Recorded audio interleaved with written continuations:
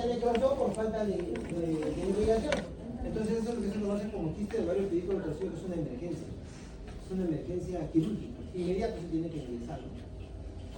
Luego, ¿qué sustancias se liberan? Por lo general, pues, frente a cualquier reacción de tipo inflamatoria, la liberación de prostaglandinas, ¿no? Es así que tenemos algunos problemas que generan dolorabilidad a través de este mecanismo. Por ejemplo, una dismenorrea. ¿Qué es la dismenorrea? Dolor durante la menstruación, ¿no es cierto? Con problemas endometriosis, que lo vamos a ver más adelante. Luego, inflamación de contenido célico producto de o acción bacteriana o agente químico. Por ejemplo, en los cuadros de anixitis, en los cuadros de peritonitis. Anixitis viene a ser ¿qué? Itis, ¿qué es? Inflamación del anexo. El anexo viene a ser la trompa y el ovario. Por ejemplo, a veces dicen, le han realizado una anexectomía o una salpingectomía. ¿Qué significa eso? Que le han sacado la trompa y el ovario. A diferencia que le digan, le han hecho una quistectomía. Le han sacado solo quiste. Le han hecho una oferectomía. Le han sacado el ovario. ¿No? Le han hecho una salpingo-oferectomía. Le han sacado la trompa y el ovario. Todo. Los cuadros peritoneales, ¿no? Itis, inflamación, peritoneo, inflamación del peritoneal, que genera dolor. ¿Ustedes han hecho cirugía? Todavía no. Entonces van a ver en cirugía, pero los característicos. Hay signos peritoneales, signo de Bloomberg. No es una palpación superficial, como un abdomen intable, ya saben, está dolorido. Por ejemplo, en un cuadro de una apendicitis aguda, o sea, que hace arroz, esa apendicitis está complicada, hace un cuadro peritoneal porque hay pus, y eso genera una irritación tremenda, que genera un abdomen intable, o sea, el abdomen está duro, lo toca, es duro, y mira, ni siquiera le llegas a tocar, haces esto y ya me está doliendo, dolor intenso. Y desde el punto de vista químico, por ejemplo, el líquido sebáceo de los quistes dermoides, cuando se han roto estos quistes dermoides, o sea, quiere decir que esto puede provocar también inflamación, dolor, sangre en cavidad, el hemoperitoneo, la secreción purulenta, como hemos visto, y la secreción biliar, cuando hay algún problema a nivel vesicular. O sea, quiere decir que cualquier contenido dentro de cavidad abdominal pudiera generar dolor o no. Dolor, ¿no es cierto? Entonces, nosotros en el área de la ginecología, una de las principales causas de histerectomía es dolor pélvico crónico. Entonces decimos, ¿pero cómo es eso, doctor? Bueno, pues que resulta que es una paciente con antecedente de anexitis a repetición, o sea, enfermedades pélvicas crónicas, continuas, que generan secreción purulenta que sale por las trompas. Esa secreción purulenta llega hasta el ligamento útero-sacro, y el ligamento útero-sacro que está por detrás del útero, ¿qué genera? Genera un proceso inflamatorio. Agudo, no, crónico. Dice que esta paciente en un primer momento tiene dolor durante el acto sexual, que no tiene por qué haber, pero ya la dama que ya no prácticamente no tiene ningún deseo sexual. ¿Por qué? Porque ni bien se produce el contacto sexual genera dolor. ¿Y por qué ese dolor? Porque justamente en el momento que se produce el contacto sexual choca con el fondo del saco de Douglas, esto a su vez con el ligamento útero-sacro que está completamente lleno de heridas y adherencias producto de la secreción purulenta, y eso genera un dolor, y un dolor muy intenso. Dolor intenso que los ginecólogos lo traducimos en uno de los factores fatales de histerectomía. ¿De dónde decimos histerectomía? ¿Qué causa? Hemorragia. ¿Hay hemorragia? Sí. ¿Qué tipo de mioma? ¿Sí? ¿Dónde? Son mucosos, listo, hemorragia. Ya la. Histerectomía, otro, dolor pélvico crónico. Entonces hacemos ciertas maniobras para eliminar el dolor, encontramos que hay dolor, definitivamente ese es. No hay otro factor causal. Aunque por la paroscopía podría intentarse la liberación de adherencias o el corte del ligamento útero-sacro, pero definitivamente, si es una paciente que ya tiene anexitis, ¿qué significa? ¿Qué significa cómo lo traducen ustedes que una dama tenga problemas de anexitis? ¿Quién me puede decir? ¿Alguien ha leído algo antes de la clase, me imagino? ¿Qué son anexitis?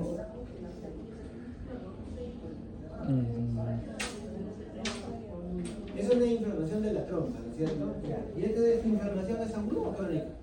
Por lo general.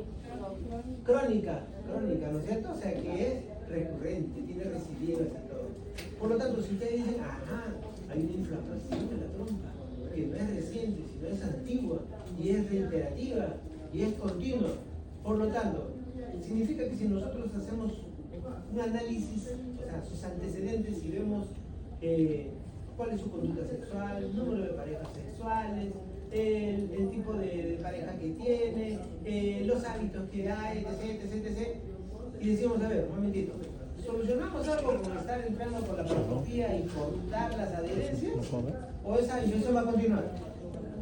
Esa infección va a continuar. ¿Por qué? Porque no estamos nosotros tratando la raíz. Y cuando nosotros en medicina, o cuando ustedes en medicina, vayan a tratar una patología, tienen que tratar la raíz. La raíz. No es que vean el problema. Es como ayer que estamos en el hospital pasando visita, ya, listo. Y una de las pacientes nos dice, está programada para una colonización. Colonización significa que es el cuello y van a sacarle como si fuera un cono, es como un helado. Un cono. ¿Y por qué? ¿Cuál es el lógico? Sea in situ. ¿Qué? Dije, sea in situ. Sea in situ significa el punto inicial de un carcinoma. Entonces, paciente con 42 años, con antecedentes de 4 hijos, o sea, mira, estoy diciendo casos clínicos, ¿no? Porque el examen va a venir así, casos clínicos. Dices, a ver, paciente de 42 años, que tiene 4 hijos y que le van a hacer cono, o sea, un momentito, y todavía sea in situ, porque ya es un cáncer, El sea in situ es el punto inicial del cáncer, solamente que le llaman in situ. Dice, le digo a uno de los colegas que van a intervenir, le digo, oye hermano, pero ¿cuál es la razón? Digo, a ver, número uno, este hospital no es un hospital oncológico. Número uno. Número dos, este tipo de patología implica que primero tiene que pasar por oncología y antes de realizar cualquier procedimiento se tiene que realizar una evaluación específica que determine si va a ser sometido o no a radioterapia inicial para poder realizarle un tratamiento. No, el doctor que ha venido es un doctor oncólogo, es muy bueno, viene de INEGI, por aquí para allá. Allá, no puede venir de Dios Conquista, pero está llegando a Huaycán, que es otro mundo, que es otra realidad. Y lo que tú tienes que ver, ¿qué?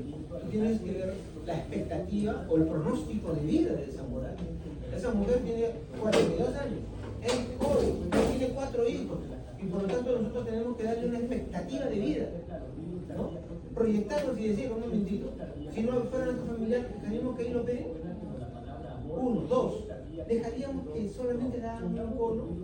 Si ya me están detectando que hay células neoplásicas en una zona del cuello, ¿la señora tendría la posibilidad de tener células neoplásicas en otro lugar o no? ¿El origen embriológico es uno solo o no? ¿De dónde proviene? ¿Del conducto de Müller? ¿De dónde viene? Desde arriba. El ovario, la trompa, el cuerpo uterino, el cuello uterino, el tercio superior de la vagina. Todo tiene un solo origen embriológico. Por lo tanto, tiene el mismo componente celular. Por lo tanto, tiene la misma posibilidad de desarrollar una neoplasia en cualquier punto. Y si por último ya le sacaron todo perfecto, ya le hicieron un bonito, chévere, no hay ninguna célula neoplásica, pero desde el primer momento que una paciente desarrolló una patología neoplásica, quiere decir que esa paciente es predispuesta a desarrollar en el futuro en cualquier lugar de ese trayecto, ¿no? Entonces, ¿para qué le dejas? O sea, ¿para qué pierdes la oportunidad? Si vas a entrar a operar, pues hazle histerectomía abdominal total, incluso ampliada, sácale todo. ¿Por qué? Porque si tiene ese in situ, ya lo llevas a patología. Otro detalle, estos hospitales, los de neoplasias, ¿qué tienen? Tienen al lado un laboratorio de anatomía patológica de nivel A1, en donde los patólogos, no somos patólogos, ¿qué tienen? Experiencia, porque todos los días están viendo células neoplásicas.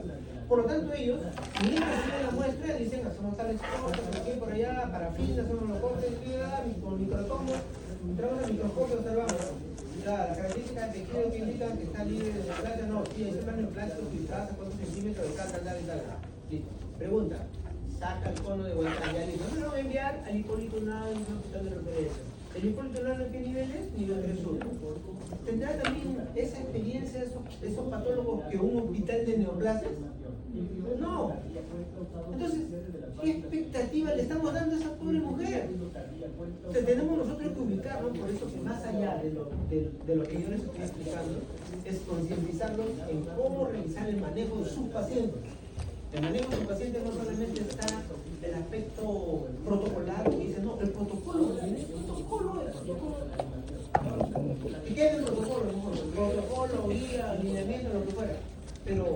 algo que jamás debe variar en cada uno de ustedes, que se llama criterio. El criterio está en función de varios elementos de juicio, en donde ustedes empiezan a analizar y por una mente, vuelvo a repetir, pónganse en el escenario que sea su familia, que sea su hermana, que sea su madre, que sea su tía, que sea no quien sea, no sé, pero su familia. Entonces, ¿cómo quisieran que la traten? Entonces, es muy simple. Y en estos momentos que no sé in situ, referencia, ¿dónde? Para ubicarlo en clase. Que ellos vean ya, si ellos tienen protocolo, ellos quieren hacer con lo que le hacen. Pero yo sé que una vez que sale ese cono, ellos van a tener ahí su patólogo y para aquí y para allá. Entonces, como es un escenario como el nuestro, en que yo estoy, yo trabajo en el hospital de Huaycán, tendencia activitaria, hospital 21, es o le saco todo y amplío, incluso veo, ¿por qué? Porque los oncólogos, ¿qué hacen? Los oncólogos no solamente sacan la pieza, sino que sacan muestras ganglionares, porque cuando hay un in situ significa que esta célula neoplásica ha tenido contacto con la zona ganglionar, ¿no? Es probable que haya tenido contacto con la zona ganglionar, por lo tanto también toman muestras de ganglio, incluso toman muestras de peritoneo, incluso toman muestras de pipro, toman muestras por todos lados. ¿Por qué? Porque tienen que descartar que no haya mayor neoplasia en ningún otro lugar. No, doctor, ese es en caso de neoplasia segundo grado, tercer grado. Oye, si ya te está diciendo que ya empezó, si ya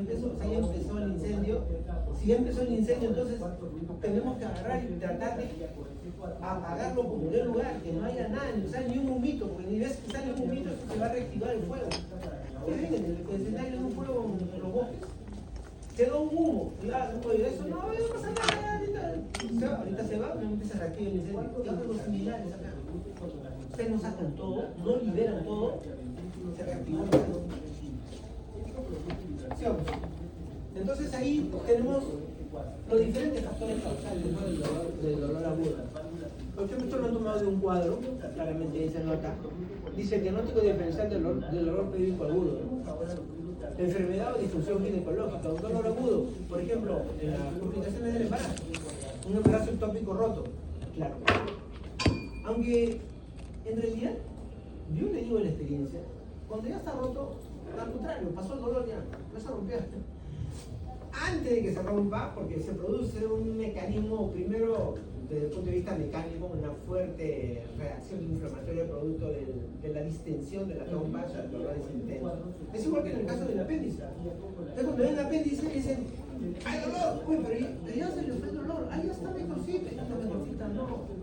Ya explotó ese apéndice, ya hay pus, ya hay plastrón, o sea, eso tranquilamente puede terminar en una peritonitis y con eso después se una septicemia. Igual acá, ¿no? Es un embarazo ectópico, roto ya pasó el dolor. A no ser que haga hemoperitoneo, ahí sí la cosa es diferente. ¿Por qué? Porque en hemoperitoneo ya estás inflamando la zona peritoneal. En amenaza de aborto incompleto. En amenaza ¿Quién lo guardó? más podría decirlo en aborto incompleto, ¿no? Una amenaza de aborto, siempre y cuando esa amenaza de aborto esté asociada con algún tipo de medicación. Ustedes llegan con la emergencia, ustedes ven la mayoría de pacientes que llegan, ¡ay, me duele! Cuando sale el espéculo empiezan a caer 1, 2, 3 pastillas de misoprostol. Porque se está provocando un aborto. O si no se la han tomado. A ver, ¿cuántas pastillas te has tomado? Se quedan mirando. Dime, ¿cuántas te has tomado? No es la que sí que te has caído. ¿De qué piso te has caído? El décimo. El décimo caído de chupapillas, ¿no? O sea, un embarazo, así se caigan donde se caigan. ¿Usted cree que se va a desprender? No se va a desprender en absoluto. No es que si alguien viene, me caí, me resbalé, ya, pero ¿qué te hace? Te habrás luxado, fracturado, fisurado, pero de que se haya desprendido, no se desprende. Una degeneración del leiomioma, sí, eso sí genera dolor, ¿no? Porque ahora estábamos hablando ahorita del factor de necrosis. Infecciones agudas como la endometritis, cierto, es cierto, es endometritis y desinflamación, infección del endometrio. Enfermedad pélvica inflamatoria aguda o crónica, no incluye los dos, hay dolor. Absceso tubovárico, ahí está, ahí sí estamos hablando de dolor y es un dolor exquisito.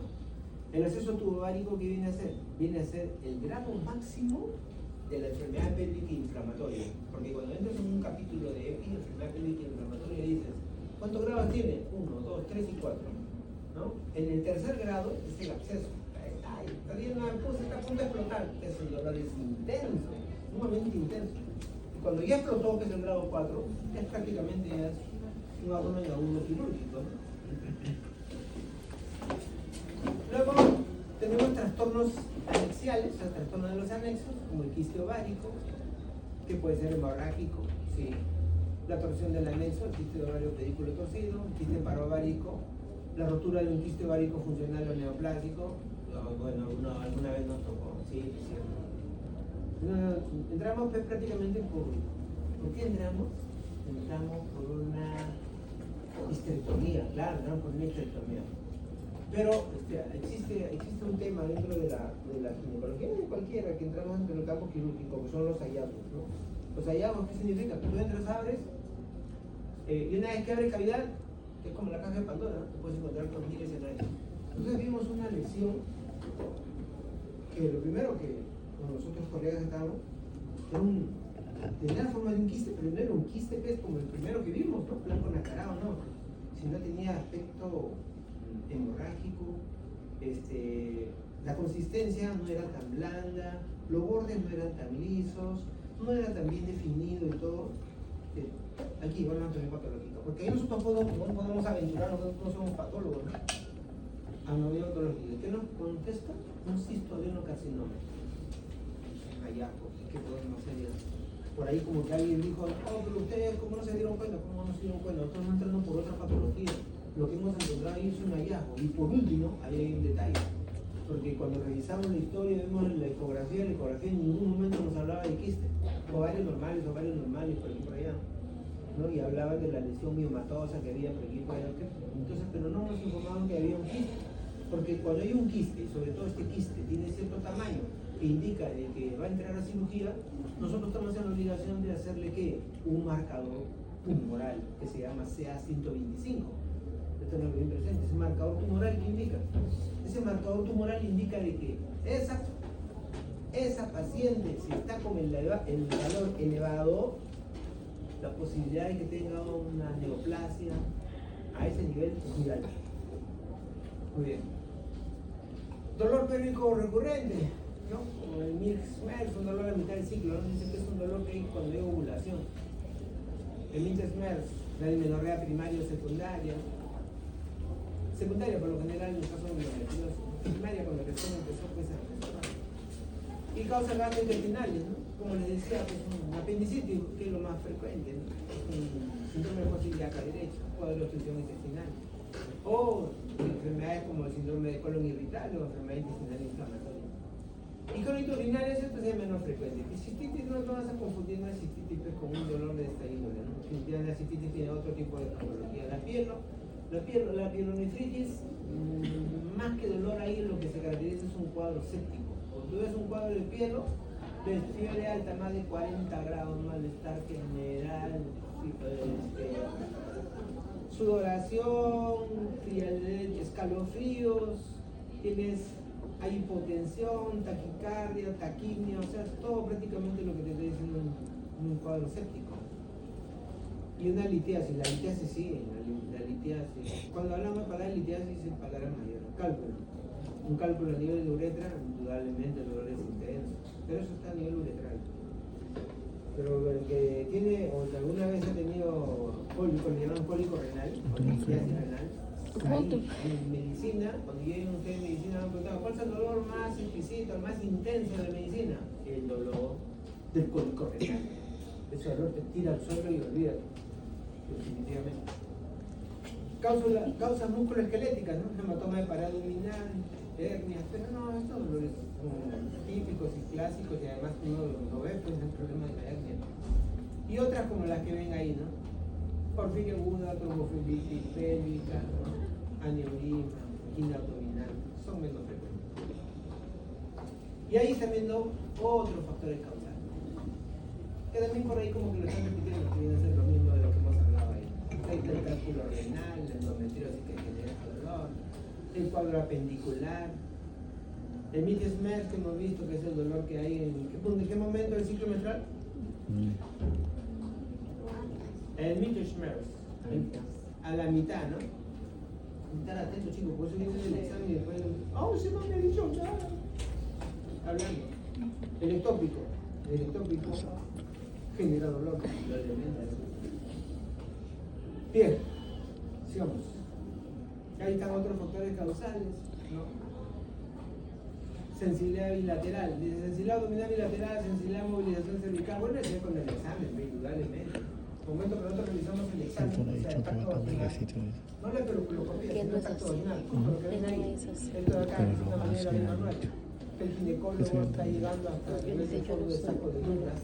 Estoy haciendo acá un manipuleón, estoy intentando mover el cervix. Y por la parte superior estoy llegando hacia la zona anexial. Quiere decir que yo ingreso en mi mano, acá está entrando, llegué, encontré el cuello, estoy moviendo el cuello y trato de empujar el cuello y hago esta maniobra hacia arriba para generar o provocar dolor, ¿no? Esa es en la zona del ligamento uterosacro. Me voy al lado y nuevamente mi mano por arriba, por acá, perdón. Acá, donde está el otro lado. O sea, donde si es que hay un quiste, indudablemente que lo voy a palpar por abajo y por arriba, por los dos lados. Y ahí puedo calcular la dimensión del quiste, qué tamaño tiene, o si hay un problema inflamatorio, o si hay un problema de acceso, o incluso hasta en un embarazo ectópico, con el dolor intenso. Entonces nosotros confirmamos que viene, que me duele, hacemos el tacto, y definitivamente sí, hay dolor. Provoca dolor, sí, definitivamente. El paso siguiente, hacer un barrido ecográfico en esta zona. Adelante. Pasa. ¿Quién más está? ¿Tú sola? Sí, está. Pasa. Bien. Entonces vamos a hacer las patologías netamente de orden ginecológico, las patologías axiales, el embarazo ectópico. En algún momento, no sé si aquí o en el otro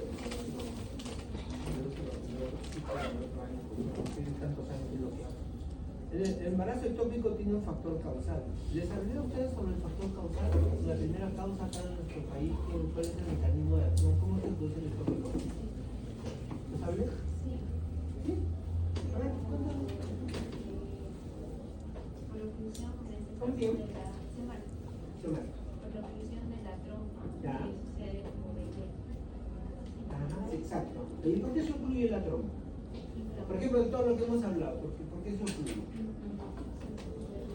¿Será, por ejemplo, por un cuadro inflamatorio? Sí, ¿no es cierto? Porque el lumen, que es el lumen, o sea, la luz de la trompa, es muy pequeña. Entonces, cuando se produce una reacción inflamatoria, ahí empiezan a actuar una serie de aspectos de citoquina, prostaglandina, etc., ¿no? Reacción leucocitaria o lo que fuera, que va a generar ¿qué? La producción de secreción purulenta. Y esta secreción purulenta, que luego va a salir por la fibria, va a generar un síndrome adherencial a este nivel. Entonces, la luz o el lumen de la trompa va a ir disminuyendo hasta el punto en que de repente solamente va a permitir que ingresen ahí uno que otro espermatozoide, pero va a permitir a su vez de que se genere la fecundación. Y al generarse la fecundación, cuando intenta avanzar el huevo fecundado, en primer lugar, ¿qué va a suceder? ¿Tendrá el mismo diámetro o va a ir aumentando en el curso del avance? Aumentando, ¿no es cierto? ¿Por qué? Por división múltiple. ¿Por qué? Porque se van a generar 2 blastómeras, 4 blastómeras, 8 blastómeras, y en el momento que van llegando justo hacia el tercio medio, que es la zona donde hay menor lumen, se queda atrapado. Y al quedarse atrapado, ¿qué es lo que sucede? Aquí empieza a desarrollarse. Pero dices, ¿y por qué se va a desarrollar ahí? ¿Por qué? Porque volvemos a repetir, tiene el mismo origen embriológico, 1. Tiene células que tienen el mismo componente, 2. Hay vasos sanguíneos adyacentes, por ahí pasa la arteria uterovárica en una cantidad considerable. ¿Por qué? Porque nosotros cuando vamos a realizar una histerectomía hacemos clampaje de las arterias uterinas y las uterováricas. Entonces, cuando usted le pregunta, ¿qué arterias son las que se clampan? Las uterinas y las uterováricas. Entonces la uterovárica es la que hace que se desarrolle este bebito ahí. ¿Y cómo se denomina eso? Embarazo ectópico. Ese es en el tubárico, que representa más del 70-80% del caso.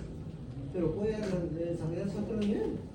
El ectópico puede ser a nivel cervical, el ectópico puede ser a nivel corporal, el ectópico puede ser a nivel hasta abdominal, ¿no? O sea, hay casos que se han desarrollado incluso hasta en el hígado. Había un caso en el Perú. Bien, masas o quistes anexiales con torsión, ya hemos visto, ¿no? Un quiste con su raíz, con su pedículo, giró sobre su propio eje, se torsionó, generó hipoxia, disminución de flujo sanguíneo, se necrosó y tenemos que entrar rápidamente, ¿no? Rotura o sangrado, los quistes son hemorrágicos, sí, son Eso es hemorragia. La EPI, la enfermedad pélvica inflamatoria crónica. La endometriosis. ¿Saben qué es endometriosis? Bueno, lo vamos a ver ahora más adelante, pero ahí le voy a adelantar, ¿no? Endometrio, es endometrio. Quiere decir que es como quien dice la formación de endometrio a otro nivel, o creación de endometrio a otro nivel, no dentro de la cavidad uterina. Quiere decir que se produce lo que se conoce como un sangrado retrógrado. O sea, en vez de salir por la vagina, simplemente se va por atrás. Se va por las trompas, sale por las fibras, deposita ahí en cavidad abdominal y nosotros vemos lo que conocemos como focos endometriósicos. Si entramos a una laparotomía para cualquiera de las razones que tengamos, lo que vemos es así, punto rojo por todos lados. ¿Qué es esto? Son focos endometriósicos, o sea, pedazos de endometrio que están ahí en cavidad abdominal. ¿Y qué es lo que tenemos que aprovechar ahí? Porque eso genera dolor, un dolor pélvico crónico, o sea, todo. Cada vez que viene la regla, sobre todo la dama, habrán visto ustedes, no sé, si habrán visto, damas que le llega la regla y están que lloran, gritan de dolor. O sea, desde el momento que ven eso, ya definitivamente al toque dicen endometriosis. Endometriosis. Pues dile que ahora tiene que salir abogado, ¿no? Patología uterina, aborto, diferentes tipos de aborto. ¿Cuál es la diferencia entre un... A ver, ustedes ya están octavos. ¿Ya han visto algo de aborto? ¿Ya no? ¿Cuál es la diferencia entre un aborto frustro y un aborto retenido?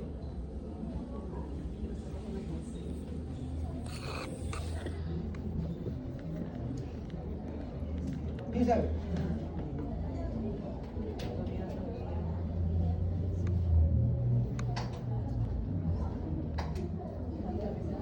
La diferencia básica y fundamental es que en el aborto frustro el producto se ha muerto más de 8 semanas intrauterino. Infarto o torsión de un mioma, ya sabemos qué mecanismo.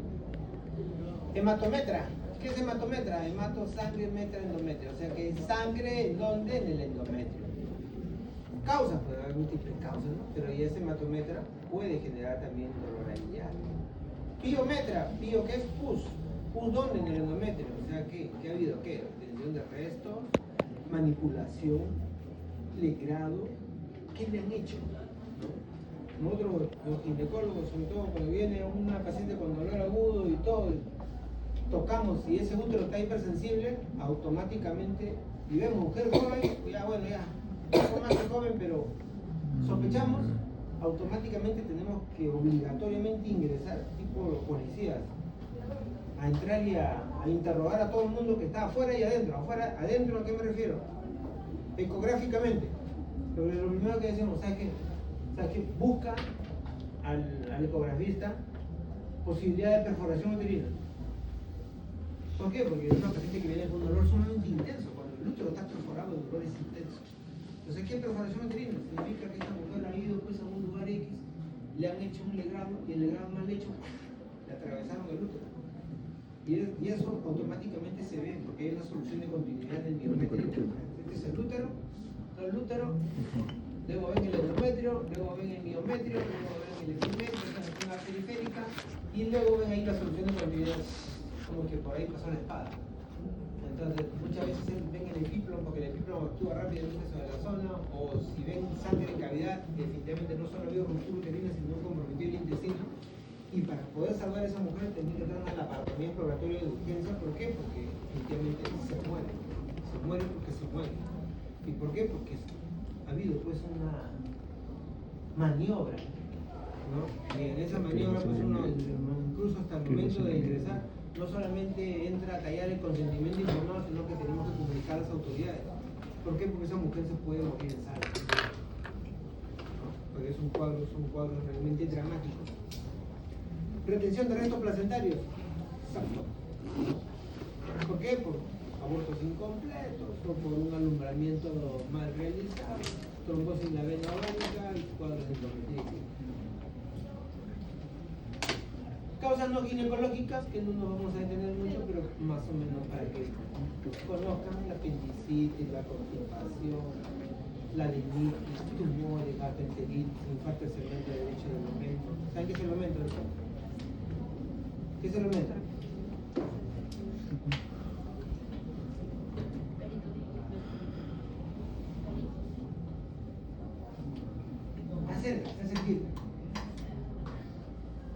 aumento mayor y aumento menor. Epiplo. Tienen que saber eso, anatomía, pero no han llevado anatomía tampoco. No, eso sí. ¿Quién llegó, chicos? Diverticulitis, enfermedad inflamatoria intestinal,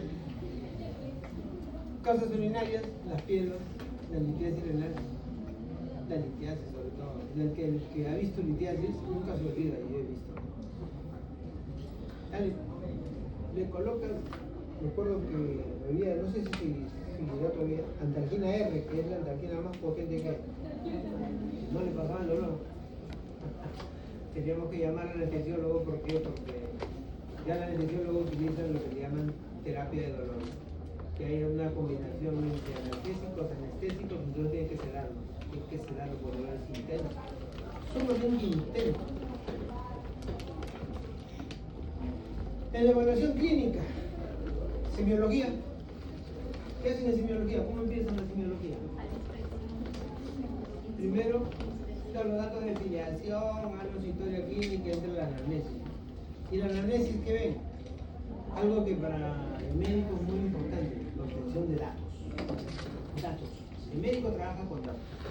Pero los datos tienen que ser fidedignos, correctos, confiables, tienen que tener una buena fuente, ¿no?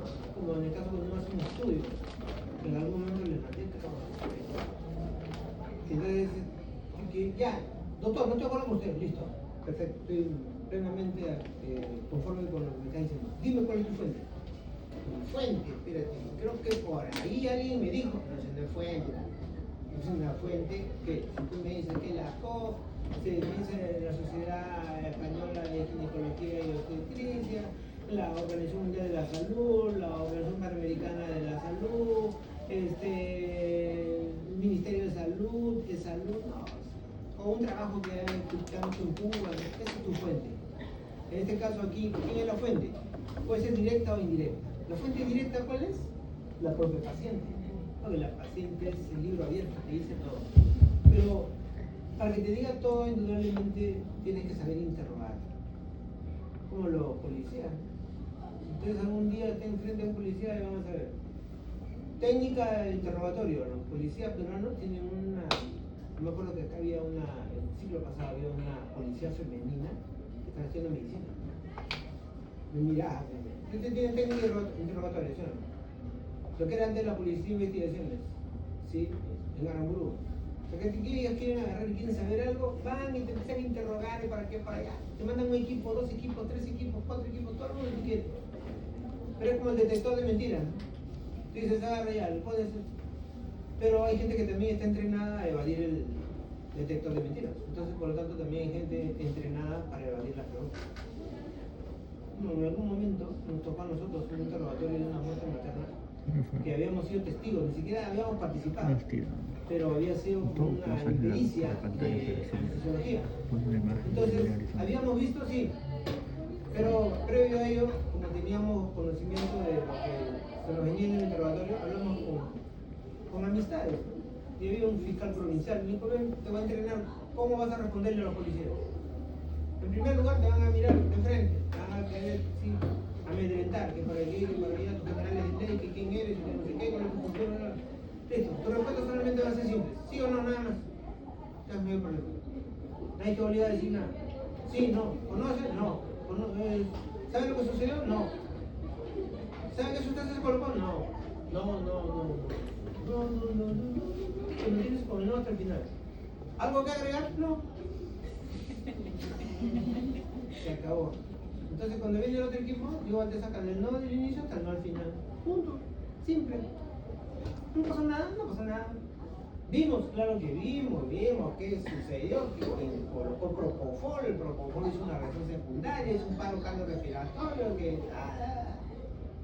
Pero hay situaciones y que no es hacer, ¿cómo se llama?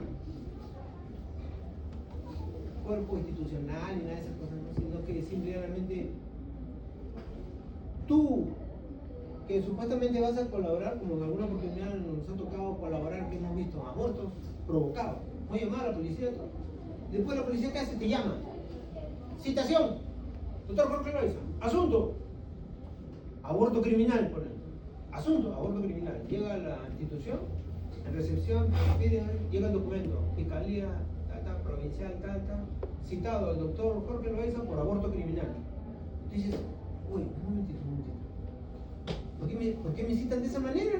Porque yo soy el que he denunciado, yo soy el que, al contrario, he querido que venga la policía para que vea lo que está ahí sucediendo. Pero no, pero ellos colocan aborto criminal. Encima llegas a la policía, a la institución, y dicen, usted es el que va a declarar, ¿no? Sí, su abogado. ¿Abogado? ¿Yo? Sí, necesita un abogado. Pero si yo soy el que yo soy de la institución, yo soy el que he hecho la denuncia. No, de todas maneras necesito un abogado. Ay, Dios, dije. Nunca más. Y así fue, nunca más. ¿Qué es si yo veo que viene la mujer, que viene con pastillas, que viene con... ¿Qué? No se le evita nada. Punto. ¿Por qué te hace problema? Si igual cuando van ustedes a declarar, no, que sí, no, yo soy bueno, voy a aportar, voy a apoyar, voy a aclarar el tema, después te envuelven en el tema y entonces, tratar de evitar todo lo que... Entonces, la anamnesis, ¿en qué momento apareció el dolor?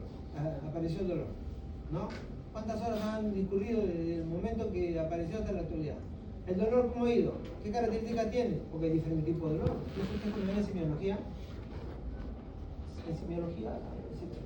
pues una parte donde uno agarra y dice fiebre, causa de fiebre, dolor, causa de dolor. ¿Qué tipo de dolor es? ¿Es un dolor tipo hincada? ¿Es un dolor tipo quemazón? ¿Es un dolor tipo ardor? ¿Es un dolor tipo presión? Porque hay dolores y dolores, y hay dolores que son característicos. Por ejemplo, el dolor de un infarto cardíaco, ¿cómo es? ¿De qué características tiene? ¿Qué características tiene ese dolor? ¿Cómo es ese dolor? Opresivo. Opresivo, te oprime, siento que te oprime. La gente nunca me pasó, pero te oprime, un dolor intenso. Sin embargo, hay otros dolores, dicen, el dolor en cinturón, ¿característico de quién? Una pancreatitis. Entonces, hay características del dolor. Luego la localización, por eso que le decía el tema de los cuadrantes. Hay diferentes metodologías, mayormente en 9 cuadrantes, y hay otras que son en 4 cuadrantes nada más, tomando como punto de referencia la cicatriz umbilical. Pero mayormente en función a los cuadrantes antes mencionados, ¿no? Que si dónde es, fosilaca derecha, izquierda, mesogastrio, ¿dónde está? En el flanco derecho, en el flanco izquierdo, en fin, todo. Intensidad. La intensidad, pues, eso es una cuestión muy subjetiva, ¿no? Hay personas que el umbral de dolor es totalmente variable. Hay gente que puede estar ahí con el dolor y está aguantando. ¿Te duele? No me duele. Entonces, ni bien lo toca, ¡au! Hasta que le duele. Igual cuando veo una intensidad, por ejemplo, en el caso de una contracción uterina, pero ahí me dicen, no, ¿cuánta intensidad tiene? Tantos milímetros de mercurio. ¿Qué milímetros de mercurio? Estás con la barriga y tienes que entrenar tu mano, la yema de tu dedo para que tú puedas determinar intensidad en función de una cruz. ¿Es una cruz, 2 cruces, 3 cruces, leve, moderado, severo? ¿Es una contracción tetánica? No. Entonces, igual acá la intensidad. ¿Qué tanto te duele? Pero más que una cuestión subjetiva, tiene que ser objetiva, porque ustedes luego tienen que ver si realmente duele. Si duele, duele. Y duele es que ustedes le distraen a la paciente. Oye, hijita, ¿cuántos hijitos tienes? Y metes el dedo. Cuando ves que salta, oye, ni hablar, no hablar. ¿Qué características tiene? ¿No? Concomitancia, síntomas gastrointestinales, es concomitante con problemas gastrointestinales, urinarios, fiebre, irradiación y todo eso lo que les menciono yo ahorita, que no lo van a encontrar en ningún libro. Son temas que lo van ustedes captando con la práctica. Nosotros cuando vamos rotando, ustedes van a ir a rotar por diferentes hospitales. Le comentaba hace pocos días a un colega, digo, ¿la rota por Cayetano? Sí, me dice, roté para, no sé qué cosa me dijo que rotaba. Yo rotaba endocrino, y endocrino en Cayetano, pues palabras mayores. Cuando estaba haciendo mi residencia en Chile, me tocó endocrino, eran dos residentes de endocrino de Cayetano. Extremadamente exigentes, estudiosas, aplicadas, creo que las dos venían de Cayetano, ¿no? Yo no yo villarrealino, venía del Hipólito, por aquí, Salcerín y todo, pero si uno tiene ganas de aprender, si uno tiene ganas de hacer bien las cosas, las haces desde el inicio, desde el punto inicial, porque hay algo que es muy importante, ¿no? La primera imagen es la que manda. La primera imagen, y llegan ustedes, ¿cómo llega vestido? Ya, como el currículum, llega el currículum, ¿dónde viene? ¿Está en la universidad? Acá. ¿De la otra universidad? Acá. Yo no voy a poner ejemplos, porque los ejemplos son muy buenas que digamos, pero es así, igual, llega a... pasa lo que está ahí, que está con corbata, cosas. El otro que está con jean, que está así por aquí, por acá, no, ese después lo vamos. O sea, la primera impresión es la que manda. Tienen que tener lo mismo. Bien, en la anamnesis, igual, ¿no? Seguimos. ¿Cuándo se inició la vida sexual? ¿Por qué? Porque, por ejemplo, en cuadros iniciales nos interesa esto, ¿no? ¿No? Antecedente quirúrgico. Si no lo hemos operado antes, ha habido una cirugía previa. ¿Por qué? Porque tenemos que ver un síndrome demencial. El número de parejas sexuales. Esto es una cuestión que, para que obtengas ese dato, bueno, realmente tienes que, en primer lugar, tener confianza, confiabilidad, seguridad, empatía. Porque a una mujer le va a decir, ¿cuántas parejas tienes? Yo, solo mi esposo es. Claro, solo mi esposo de la puerta para adentro, de la puerta para afuera. ¿No saben? ¿No? Entonces, esto, igual en el caso del hombre, el hombre peor todavía, yo lo agarro indirectamente. Digo, hijita, ¿en qué trabaja tu esposo? Ah, mi esposo es comercial, se va 15 días y luego 15 días viene. Ese 15 días está suelto en plazo. ¿No? Digo que no, que es comerciante, no, perdón, que es chofer, que es cobrador, que es... Y otras profesiones más que no quiero de repente para que haya alguien que es de la institución y es una buena, entonces, bueno, las características de la menstruación son regulares, irregulares, la fecha es la última regla, obvio, porque ahí, por eso nomás ustedes pueden sacar, ahorita está embarazada, probablemente sea un ectópico, ¿no? Tanto tiempo amenorrea tiene. Presencia de flujo vaginal y parado, ¿no? ¿Cuántas veces he dicho, no? Oye, ¿el flujo vaginal es algo normal en una mujer? No, ¿no? Sin embargo, dicen, no, sí, que no, normalmente yo tengo mi flujo. ¿De qué color es el tuyo? Ay, el mío es blanquito. Nadie tiene por qué tener flujo. En el momento que hay flujo, a excepción del moco cervical, porque el moco cervical, ¿en qué momento se da? En la ovulación. En la ovulación, nosotros, el día 14. Ese es otro escenario. Utilización de DIUs. ¿Saben qué es DIU? Sí. Anticonceptivo. Dispositivo intrauterino. Antiguamente pues habían los famosos azalipex, hoy por hoy es la T de cobre y ya no solamente la T de cobre, es la T de plata, ¿no? La T de plata incluso que viene con ¿qué? Con anticonceptivos. Entonces, pero ¿cuál es el gran problema de estos dispositivos? ¿Cuál es el gran problema? Es como que agarran ustedes y colocan una escalera, que vamos a sacar el segundo piso con una escalera. ¿Puedo subir o no puedo subir? ¿Puedo subir, no es cierto? Ya. Entonces yo acá está la T, arriba, y acá por aquí está la trompa, por ahí está la otra trompa. Entonces ahí he puesto la escalera. ¿Qué es microbiota? Microbiota. Todo el conjunto de microorganismos que hay en la vagina. Listo. Si le estás poniendo en la escalera, te va a pasar con tu muchacho. ¿Puedes subir o no? Sube. O tú vete por allá y yo por acá. ¿Qué van a hacer? Van a infectar. ¿Y qué van a tener? Cuadros de enfermedad crítica inflamatoria. Así es simple. Entonces dices, ay, para inflamada. Y por casualidad usaste. Sí, ya tengo como 10 años. Oye, ¿qué te pasa? Hay que ver la manera de cuidarte de otra manera, ¿no? Hay otros diferentes tipos de métodos, pero si la T va a provocar una epicrónica, indudablemente pues tenemos que retirar la T. Pero para eso tenemos que pensar, o sea, la cuestión no solamente es clínica, fisiopatológica, tienen que saber qué cosa es la microbiota, tienen que ver cuáles son los mecanismos, tienen que ver varios aspectos, incluso hasta el orden social. En el examen físico, la evaluación, mire, me dicen que se pausa, por favor. Yo sigo de largo y soy un loco. Voy hasta las 7. Es cuando tu especialidad y te gusta la especialidad, sigue. Te pierdes la noción del tiempo. Hemos empezado, ¿qué hora? 1:45, ¿no? Falta examen de laboratorio y entramos a un médico. No, ¿a qué hora hacemos un intervalo, un interview? A las 3. Faltan 4 minutos.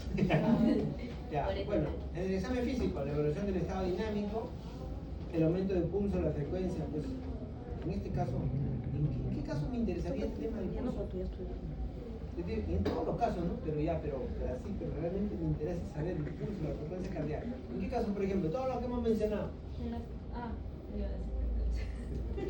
¿En qué cuadro? Dígame un cuadro, a ver, cualquiera, dígame un cuadro.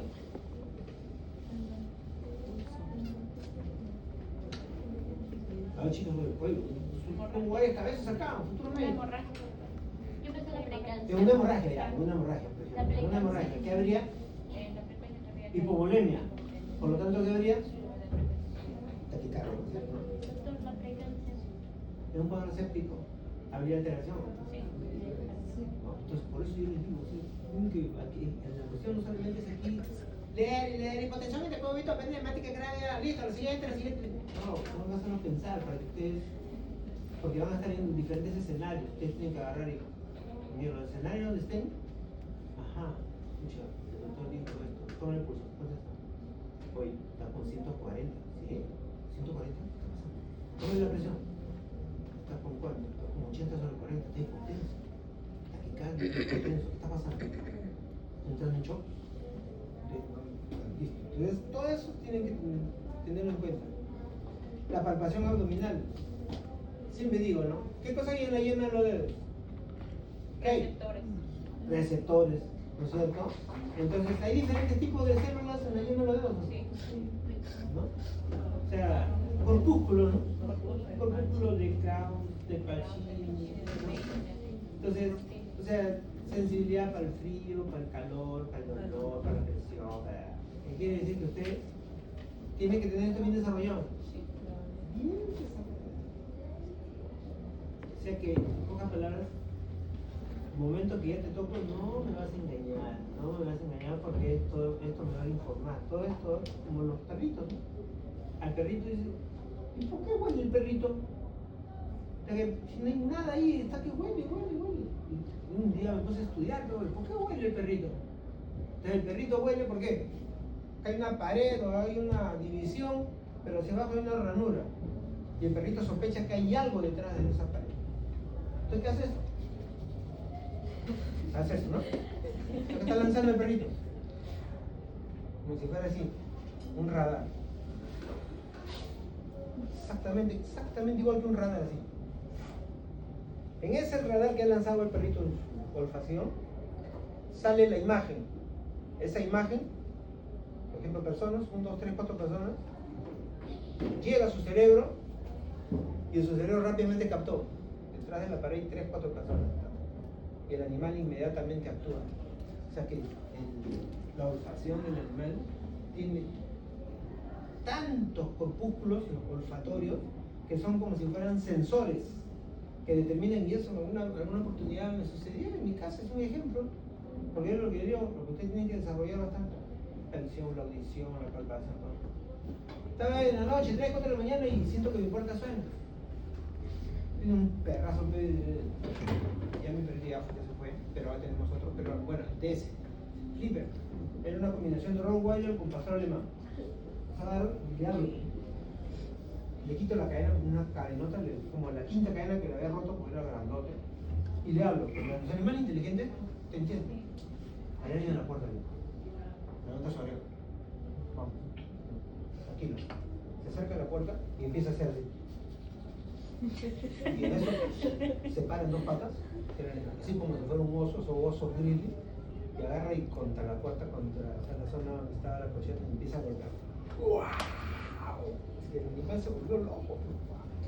En esa época no tenía como ahora, no tenía cámaras de vigilancia por todos lados donde yo puedo ver que no podía observar qué cosa hay hacia atrás. Pero sí tenía eso que le llaman ojo mágico por ahí. Y miraba y llegué a ver 3 sombras que volaron. O sea que el animal había detectado lo había detectado. O sea, rápidamente, no solamente la imagen de las personas, sino hasta ¿no? ¿Cuál era la razón por la que estaban ahí en ese momento? Desaparecieron, ¿no? Muy bien, igual, o sea, ustedes tienen que tener ese instinto animalesco de poder detectar. Sí. Yo les cuento un ejemplo, ¿no? Era R3 de Gine, llegaba de la rotación de Rabiati, 6 de la tarde, porque hacíamos guardia en el Hipólito. Llegaba el Hipólito, 6 de la tarde, y de frente nosotros llegábamos a ver la paciencia, por ejemplo. Cuando yo llegué con una cama, y no les miento, se lo juro, he visto a una paciente echada y vi clarito que se levantaba su alma. ¿Qué? Me quedé así, nunca en mi vida había visto algo así. ¿Qué? Así, veías así como que se estaba levantando el alma. Y me acerco, ¿no? Y la miro, la señora estaba pálida. Y al lado había una doctora. Doctora, ¿qué pasa? Ah, no, que lo han operado de cesárea y que ha estado sangrando. Doctora, se está muriendo, le digo. No, que. Me fui corriendo de retrete. Me fui a la emergencia porque había otro equipo en emergencia. Hija, una paciente se está muriendo, le digo. Yo había visto su alma que estaba levantando. ¿En serio? Entramos. Y el mismo doctor cuando entró, que luego que estaba en emergencia, miró y le dijo a la comadre, que no voy a decir su nombre, no es posible que no te das cuenta, se está muriendo, le dicen. Entramos rápido todos los equipos, porque eran varios equipos, juntamos todos los equipos rápido. Y al momento que estamos entrando a la sala, y una viejita me para, doctor, disculpe, señora, te apuro, no, doctor, salve mi hija, es mi hijita, me dice, peor, me entró una taquicardia y dije, Dios, tengo que salvarla. Entonces, son situaciones que se presentan, ¿no? Que visión, yo ni siquiera me habló ni nada, observar, ¿no? ¿Te das cuenta? O sea, ¿puedes ver la muerte? ¿Puedes verla? Dicen, no, está muy sugestionado, no, nada que ver. La ves, pero obviamente tienes que estar compenetrado con tu mundo, ese mundo que estás trabajando. Bien, en el examen ginecológico, la especuloscopía, ¿no? ¿Qué ven? Si hay flujo, no hay flujo, si hay sangrado, no sangrado. El tacto bimanual, ¿no? Que es lo que vimos ahí en la imagen, que si vieron ahí, una mano abajo y una mano arriba, se llama tacto bimanual. Ven el tamaño del útero, no solamente ven ahí el tamaño del útero, el cervix, que es un cervix anterior, medio, posterior, el fondo del saco Douglas, ocupado, no ocupado, doloroso, no doloroso. La trompa, ¿cómo está la trompa? ¿Tiene signos inflamatorios? ¿Hay quiste? ¿No hay quiste? ¿Hay una tumoración? Sí, una tumoración. ¿De qué tamaño tiene el tumor? Tal y tal característica. O sea, ¿quién me está informando? Mi dedito como si fuera un traductor. Informa todo. Así como lo que le decía el animalito, igual, mis dedos están haciendo así, mandándome la información arriba, y acá, desde acá arriba yo estoy mirando. El quiste tiene esta forma, por aquí, por allá, listo.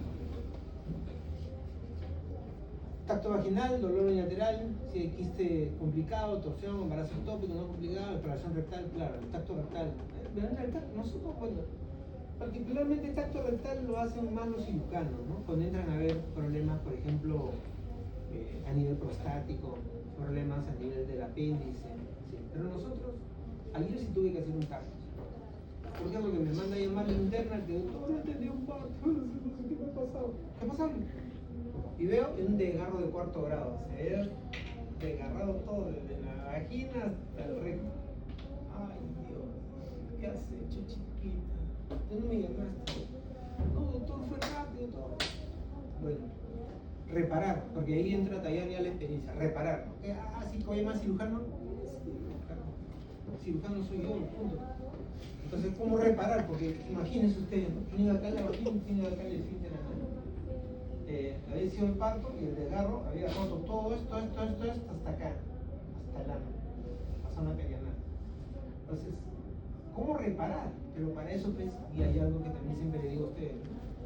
Cuando vean un procedimiento, sea por fuera, sobre todo cuando tienen internos, cuando sean, les digo a ustedes el escenario de internado, no van a estar así, pero viendo, tienen que estar despiertos, muy despiertos. Tienen que estar, pues,